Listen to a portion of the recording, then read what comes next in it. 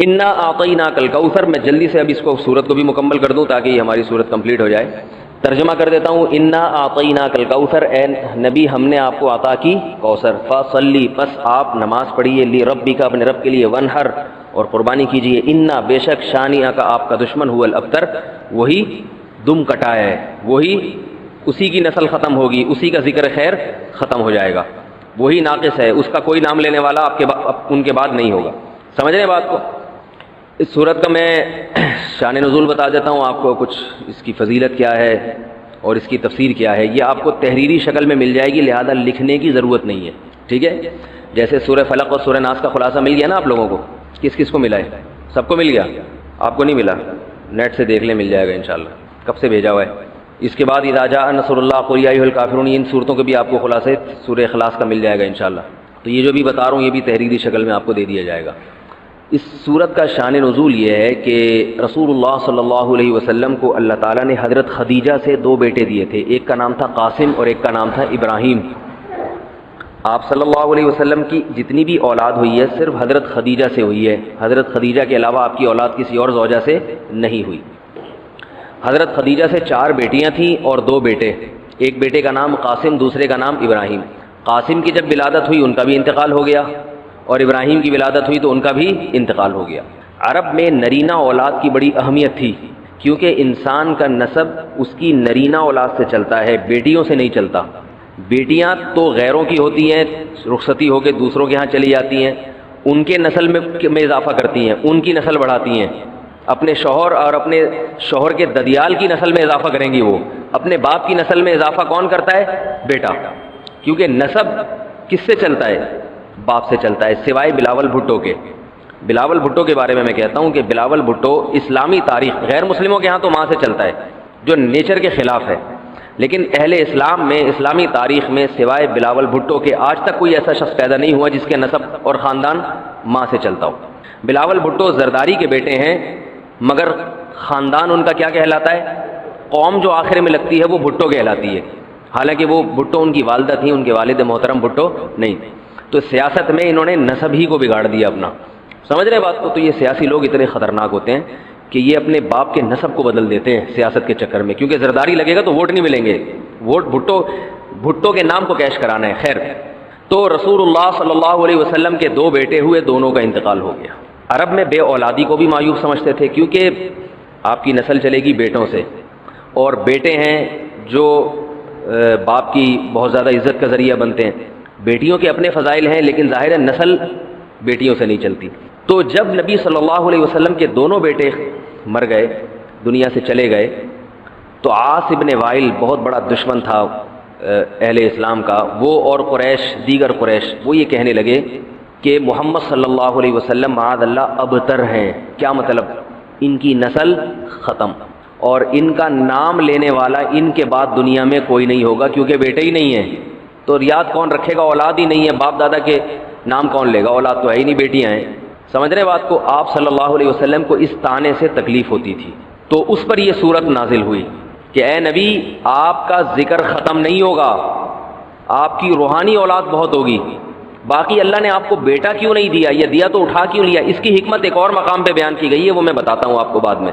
لیکن بتایا گیا کہ اے نبی، آپ کا ذکر ختم نہیں ہوگا، بلکہ یہ جو کہہ رہے ہیں نا کہ آپ کو خیر نہیں ملی، ابتر اسے کہتے ہیں جس کی نسل میں، یا جس کو، کیونکہ جس کی اولاد نہیں ہے نا اس کو یہ سمجھا جاتا ہے، اور حقیقت بھی ایسا ہی ہے کہ بہت بڑی خیر سے محروم ہو گیا. وہ بڑھاپے میں خدمت کے لیے نہیں ہے، کاروبار سنبھالنے کے لیے کوئی نہیں ہے، دین کے مشن کو آگے لینے کے لیے، چلانے کے لیے نہیں ہوگا، اور تذکرہ نسل میں نہیں ہو سکے گا. تو یہ ساری بھلائیوں سے انسان محروم ہو جاتا ہے.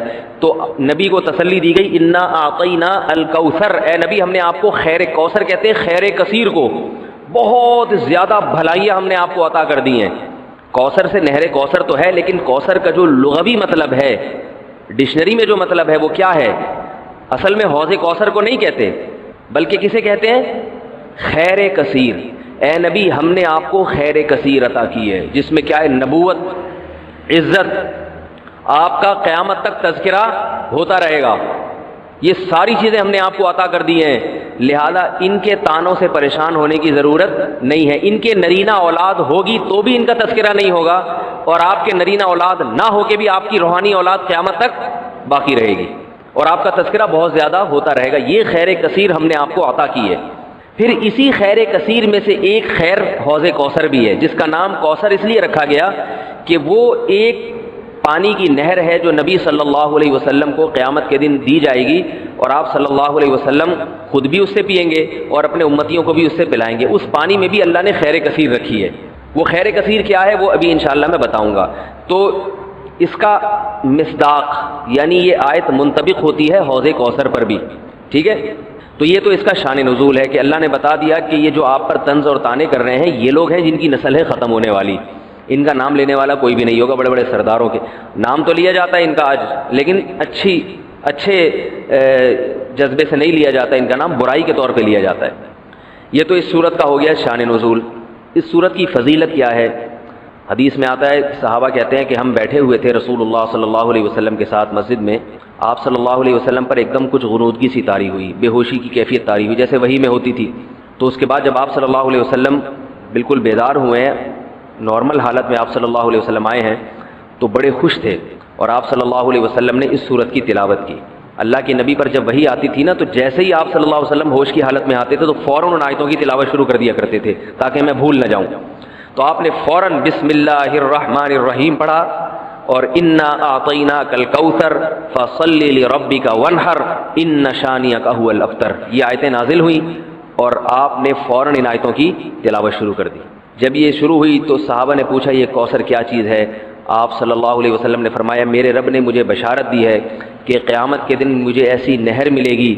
وہ نہر ایسی ہے کہ اس کے جو پیالے ہیں جس سے لوگ پانی پئیں گے وہ چاندی کے ہیں، اور ان کی تعداد ان پیالوں کی گلاسوں کی اتنی ہے جیسے آسمان کے ستارے، اور اس نہر کا پانی برف سے زیادہ سفید ہے اور شہد سے زیادہ میٹھا ہے، اور میری امت میں کوئی بھی اس کا پانی پیے گا تو اسے کبھی بھی پیاس نہیں لگے گی. میدان حشر میں جو لوگوں کا سب سے بڑا مسئلہ ہوگا وہ پیاس ہوگا، سب سے بڑا مسئلہ. اور کہتے ہیں سمندروں کا پانی بھی اگر پی لے کوئی ساتوں سمندروں کا تو اس کی پیاس نہیں بجھے گی. تو میرے اللہ نے مجھے یہ نہر دی ہے، جو میرا امتی اس سے پی لے گا اسے کبھی بھی ہمیشہ کے لیے اس کی پیاس ختم ہو جائے گی. پھر آپ صلی اللہ علیہ وسلم نے فرمایا اسی موقع پر اسی حدیث میں کہ کچھ میرے امتی آئیں گے حوض کوثر سے پانی پینے کے لیے، فرشتے انہیں وہاں سے ہٹائیں گے، دھتکاریں گے. میں کہوں گا کہ یہ میرے امتی ہیں تو فرشتے کہیں گے کہ آپ کو علم نہیں ہے ما احدثوا بعدک، کہ انہوں نے آپ کے بعد بدعتیں ایجاد کر لی تھی. ہیں تو آپ کے امتی مگر انہوں نے آپ کے دین میں تبدیلیاں کر لی تھی. جو دین آپ ان کو دے کر گئے تھے اس پر انہوں نے قناعت نہیں کی، اپنی طرف سے اس میں اضافے کیے، ایڈیشن کہتے ہیں نا، بہت ساری چیزیں بڑھا لی انہوں نے. تو اس میں وعید بھی آپ صلی اللہ علیہ وسلم نے بتا دی کہ حوض کوثر سے بدعتی کو پانی پینے کی توفیق نہیں ملے گی. تو یہ تو اس صورت کی فضیلت ہو گئی. اب اس صورت کے مضامین کیا ہیں، تفسیر کیا ہے اس کی، اس کے اسباق کیا ہوتے ہیں، یہ انشاءاللہ پھر. تو جب نبی صلی اللہ علیہ وسلم نے فرمایا نا کہ تم موت کے بعد دوبارہ زندگی ملے گی، تمہیں اللہ کے سامنے حساب و کتاب دینا ہے، تو وہی مشہور سوال تھا سأل سائل بعذاب واقع. اللہ فرماتے ہیں واقع کب ہوگا یہ تو میں نہیں بتاؤں گا، میرا اصول ہی نہیں ہے کہ میں قیامت کا علم بتا دوں. لیکن اتنی بات ہے للکافرین لیس لہ دافع، جو بھی اللہ کا منکر ہے، اللہ کو نہیں مانتا، اللہ کے حکام کو فالو نہیں کرتا، جب وہ عذاب آئے گا تو دنیا کی کوئی طاقت اس عذاب سے ان کو بچا نہیں سکے گی. تعرج الملائکۃ والروح الیہ فی یوم کان مقدارہ 50,000 سنہ، 50,000 سال کا ایک دن ہوگا. کہیں 1,000 سال اللہ نے ذکر کیا میدان حشر کے بارے میں، کہیں 50,000 سال. تو علماء نے بیان کیا یہ لوگوں کے حالات کے حساب سے ہوگا. یہ ٹائم کے جو یونٹ ہے نا یہ ہر ایک کے حق میں مختلف ہوتے ہیں. دیکھو جب ہم پیدا ہوئے تو ہم کائنات کو بننے کے اربوں سال کے بعد پیدا ہوئے ہوں گے نا، تو کیا ہمیں انتظار کرنا پڑا؟ بولو نا کیا ہو گیا؟ اگر ہمیں اللہ انتظار کرواتا ابھی تم عالم ارواح میں ہو 1 ارب سال کے بعد تمہارا نمبر آئے گا، تو میں تو بوریت سے مر چکا ہوتا. کیا خیال ہے بھائی؟ جہاں فلائٹ 1 گھنٹہ لیٹ ہو جائے انتظار میں آدمی ٹینشن میں چلا جاتا ہے. لیکن ہم تو جب آئے تو ہمیں تو لگا کہ کائنات کی ابتدا آج سے ہو رہی ہے. جب ہم نے ہوش سنبھالا، کیونکہ ہمارے وہ یونٹ جو تھے نا، جو وقت کی اکائیاں ہیں، وہ ہمارے حق میں اسٹارٹ ہی نہیں ہوئی تھی. تو اسی طرح مرنے کے بعد جو مردے کے لیے جو ٹائم کے یونٹ ہے نا وہ چینج ہوتے ہیں. ورنہ جو مردہ بیچارہ 20,000 سال پہلے دفن ہوا ہے وہ تو قبر میں کوئی عذاب نہ بھی ہو رہا، وہ تو پڑے پڑے ہی بور ہو گیا ہوگا کہ اللہ قیامت لے آ، میں تو ٹینشن میں آ گیا ہوں، 20,000 سال ہو گئے مجھے. تو اس کو تو ایسا نہیں لگے گا کہ 20,000 سال ہو گئے. وہ جب دوبارہ اس کو اللہ تعالیٰ اٹھائیں گے تو نیک لوگوں کو تو لگے گا ابھی ہم سوئے تھے اور ابھی ہمیں کسی نے آ کے اٹھا دیا. جیسے گہری نیند میں جب انسان سوتا ہے کئی گھنٹے بعض دفعہ سوتا ہے, کوئی آ کے اٹھائے تو اس کو لگے گا یار ابھی تو میں سویا تھا, ابھی آپ نے اٹھا دیا ہمیں. تو سوتے ہوئے آدمی کے ٹائم کے یونٹ الگ ہوتے ہیں, مرنے کے بعد کے ٹائم کے یونٹ الگ ہوتے ہیں, عالم ارواح کے الگ تھے. اور بعض تو یہ بھی میں نے سنا ہے کہ دوسرے سیارے پہ آپ چلے جائیں نا زمین کے علاوہ, تو وہاں بھی ٹائم کے یونٹ چینج ہو جائیں گے. تو اسی طرح آخرت کے ٹائم کے یونٹ بالکل الگ ہے. ایک دن 50,000 سال کی, دنیا کا جو 50,000 سال ہے نا وہ وہاں کا ایک دن ہوگا. کسی کے حق میں 1,000 سال, کسی کے حق میں 50,000 سال. یہ وہ ہے جب حساب و کتاب جس میں ہوگا.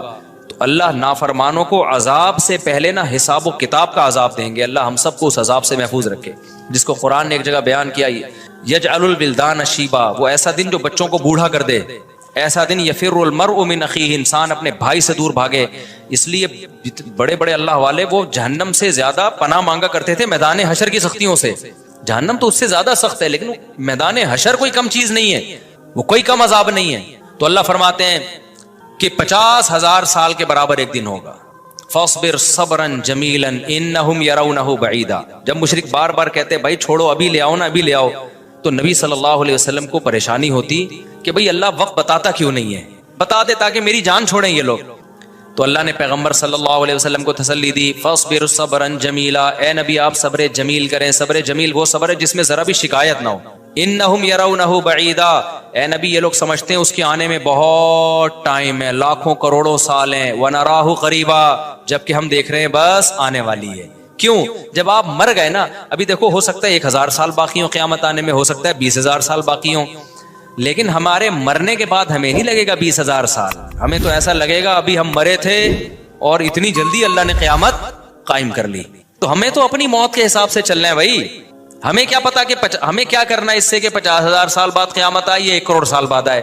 جب ہم مر گئے تو ہماری قیامت واقع ہو گئی ہے, ٹائم کے یونٹ ہمارے حق میں چینج ہو جائیں گے. تو اس لیے اللہ کہتے ہیں انہم یرونہ بعیدا, اے نبی یہ سمجھتے ہیں بہت بعد میں آئے گی قیامت. ونراہ قریبا, ہم تو دیکھ رہے ہیں کب ہے, بالکل قریب ہے, زیادہ ٹائم نہیں ہے. یوم تکون السماء کالمہل, اللہ فرماتے ہیں جس دن آسمان تیل کی تلچھٹ کی طرح ہو جائے گا, ایسے پگھل جائے گا آسمان. اتنی بڑی تباہی آنے والی ہے اس کائنات پہ جس پہ ہم فخر کر رہے ہیں, اس یہاں کے شاپنگ سینٹروں پہ فخر کر رہے ہیں. میں بھی ایک پروگرام میں گیا نا اسلام آباد میں, بڑا زبردست پروگرام تھا, بڑے بڑے تاجر آئے ہوئے تھے, تھوڑا سا موٹیویٹ کرنا تھا لوگوں کو تاکہ پیسہ کمائیں. تو یہ تو اچھی بات ہے, اسلام تو آپ کو بزنس کا پیسہ کمانے کا حکم دیتا ہے تاکہ ہم بھکاری پن سے نکلیں. بھکاری پن کو تو پسند نہیں کیا گیا نا, ایک شخص بھیک مانگتا ہے, نبی نے اس کو پسند نہیں کیا, تو پوری قوم پورا کنٹری بھکاری بن کے IMF کے سامنے کشکول لے کے کھڑا ہوا ہو, تو ہمارے نبی اس کو پسند کریں گے کہ کوئی مسلمان قوم ہو اور قومی سطح پہ بھکاری بن چکی ہو. تو یہ علماء کی ذمہ داری ہے لوگوں کو پیسہ کمانے کی ترغیب دیں, بزنس کی طرف لے کر آئیں, یہ مذہبی ذمہ داری ہے. تو میرا اس میں کوئی کمیشن نہیں تھا, میں گیا, میں نے تقریر کی, لیکن ایک چیز کا مجھے اندازہ ہوا کہ یار ایک چیز یہاں پیدا ہو رہی ہے, پیسہ کمانے کے ساتھ پیسے کی محبت بھی آ رہی ہے. تو مجھے خیال ہوا میں اپنی اسپیچ میں ایک بات کہوں کہ آپ یہاں آئے ہیں, سارے ارب پتی کروڑ پتی تاجر ہیں, سب اپنے اپنے تجربے شیئر کر رہے ہیں کہ میں یہ کرتا تھا, آج میں نے اتنے روپے کما لیے, میں یہ کرتا, تاکہ لوگوں کو موٹیویشن ملے. اچھی بات ہے, بہت اچھا پروگرام تھا. تو مجھے خیال ہوا کہ ایک بات میں کہوں کہ ضرور, لیکن ایک چکر نا ہفتے میں ایک دفعہ قبرستان کا ضرور لگایا کرو تاکہ نیتیں ٹھیک ہو جائیں پیسہ کمانے سے.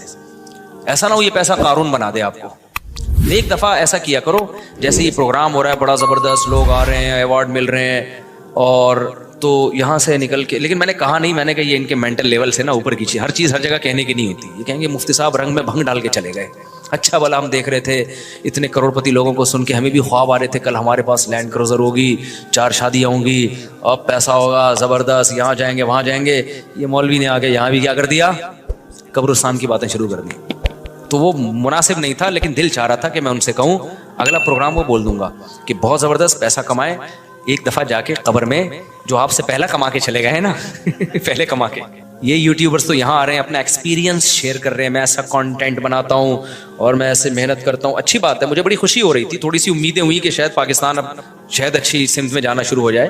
تو مجھے ان پہ وہ کوئی نہیں, وہ تو بہت اچھا کر رہے تھے, بلکہ یہ تو ایک ظرف کے بڑے ہونے کی بات ہے کہ آپ بتائیں کہ میں نے پیسہ ایسا کمایا, ورنہ لوگ بتاتے ہیں کہاں ہیں.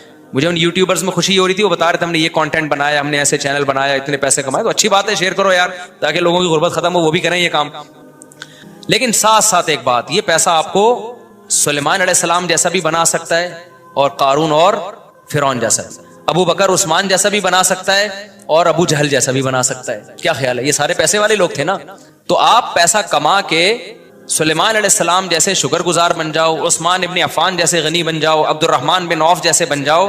اس کے لیے ضروری ہے کہ ہفتے میں ایک دفعہ قبرستان کا وزٹ اپنے خرچے پہ کر لیا کریں, اور ایسے ہی نہیں گزرتے ہوئے وہاں جا کے کھڑے ہو کے قبروں پہ دیکھا کریں کہ میں جتنا بھی بڑا بن جاؤں, میرے یوٹیوب پہ چینل پہ 10 ملین بھی سبسکرائبر آ جائیں, لیٹنا میں نے کہا ہے تھوڑے دنوں میں جا کے بھائی اس قبر کے اندر. لہذا اس پیسے سے میں اس قبر کی تیاری کر لوں تو فائدہ ہے.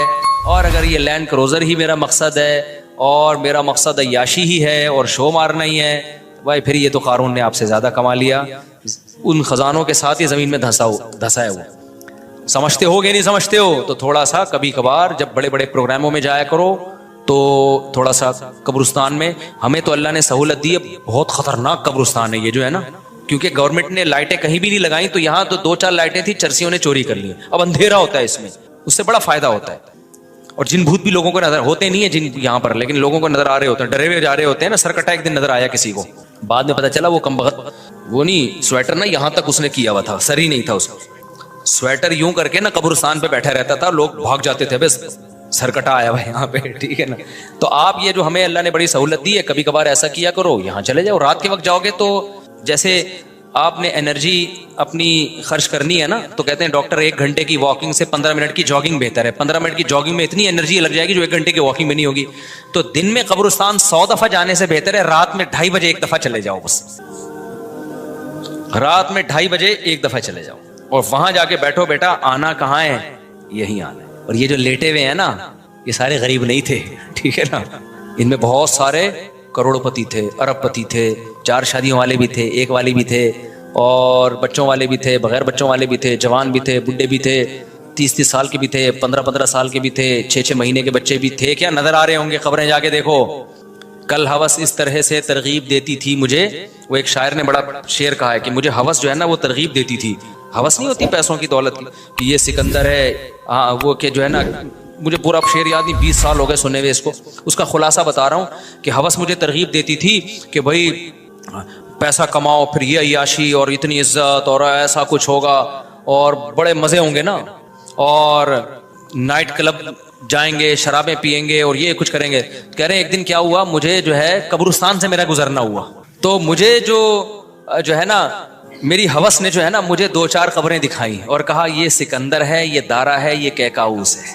یہ سکندر اعظم کی قبر ہے, لاکھوں باندیاں تھیں اس کے پاس. آپ تو 2-4 گرل فرینڈ پہ فخر کر رہے ہو. گرل فرینڈ نہیں, لاکھوں باندیاں. گرل فرینڈ آپ کے تابع نہیں ہوتی, باندی تو جیسے آپ بولو گے بھائی جو کام آپ اس کے ذمہ لگاؤ گے وہ بھاگ نہیں سکتی, نوکر ہے آپ کی. تو اتنی بڑی بڑی دنیا انہوں نے روئے زمین پہ حکومتیں کی ہیں. آج قبروں کے اندر یہ دارا ہے, یہ کیکاؤس ہے, یہ سکندر اعظم ہے. بڑے بڑے بادشاہوں کی قبریں آپ کو نظر آئیں گی پڑے ہوئے اندر.